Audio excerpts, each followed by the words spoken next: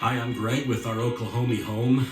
Today we're just going to show you a real quick video on how to take any pre-hung door and remove it. And this is good if you have a door that needs to be replaced, or in our case, it's a door that we're actually removing and we're going to drywall in to give us a little bit more space in our laundry room.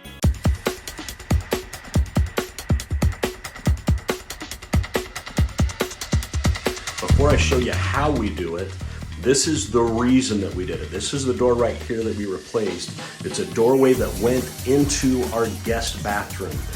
Our guest bedroom has its own opening into the guest bathroom, and it just took away a lot of privacy from the bathroom itself. But the laundry room, it took a lot of the useful space from the laundry room because it made this wall pretty much useless to us. As you can see, we've got doors on every wall of our laundry room. So as we began to build cabinets, we're putting in backsplash, but we thought before we do anything on this wall, this door has got to go. The first thing that you're going to do is cut around the caulking that's on the door casing just to make it easier to remove. Normally you can just use a razor blade to do it. I used a multi-tool because I wasn't worried about damaging any of the material because we're not keeping any of it.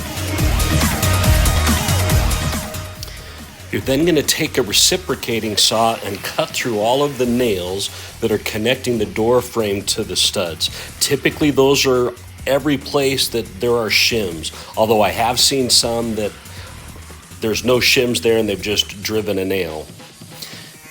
And then you're just going to push the door out. You will know very quickly if you've missed any nails like I did here.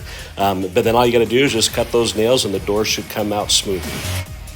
I've got the door pushed out, so now all I need to do is just frame in this little section and we'll drywall it, and then